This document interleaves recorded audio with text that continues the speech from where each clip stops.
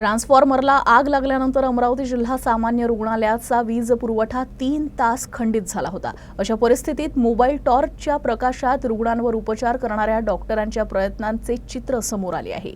वीजेअभावी रुग्णालयात सर्वांनाच अडचणींचा सामना करावा लागला।